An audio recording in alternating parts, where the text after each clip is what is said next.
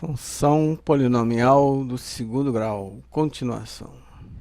Agora nós vamos ver como nós podemos tirar da função polinomial do segundo grau as suas raízes.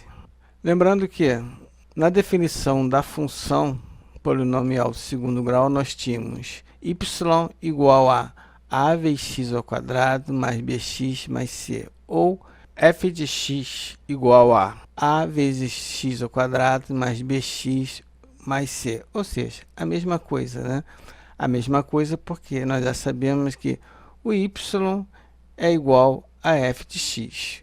Só que agora nós vamos encontrar as raízes. Nós vamos transformar uma função para uma equação. E como se faz isso? Nós vamos fazer da seguinte maneira. Aonde tiver y ou f de x, nós vamos igualar a zero. E o que fica da função? Fica assim, ó. 0 igual a vezes x ao quadrado mais bx mais c.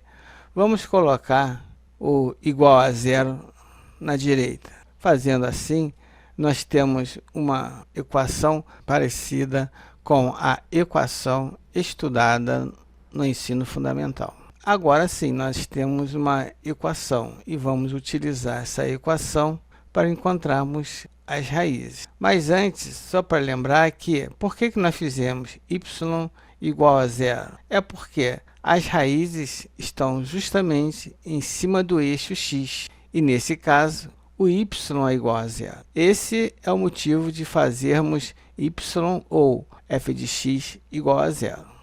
Nós vamos representar as raízes da seguinte forma: x' e x duas linhas, ou x1 e x2.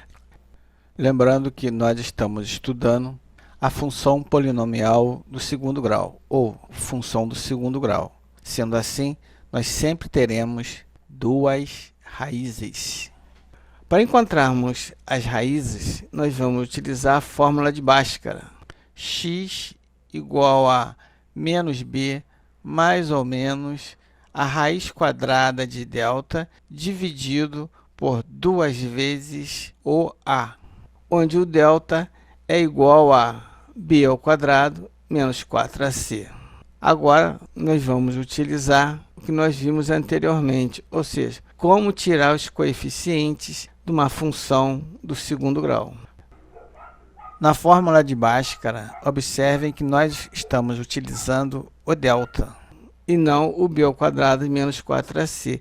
Ele está sendo feito separadamente. É interessante você fazer o delta separado, porque observando os valores de delta, podemos saber se a função tem duas raízes reais distintas, ou seja, diferentes, x1 diferente de x2, se a função tem duas raízes reais iguais, ou seja, x1 igual a x2, ou se a função não tem raízes no conjunto dos números reais.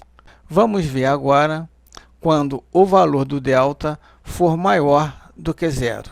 Como nós já vimos, a função tem duas raízes reais e distintas, x1 diferente de x2. Com o valor do delta maior do que zero, nós temos x1 e x2 diferentes. Aqui no primeiro desenho, nós temos o coeficiente a maior do que zero, lembrando, concavidade para cima. E as raízes x1 e x2. No outro desenho, nós temos o coeficiente a menor do que zero. Nesse caso, a concavidade é para baixo e temos também o x1 e o x2 representados. Ok? Continuaremos no próximo vídeo. Tchau, até a próxima.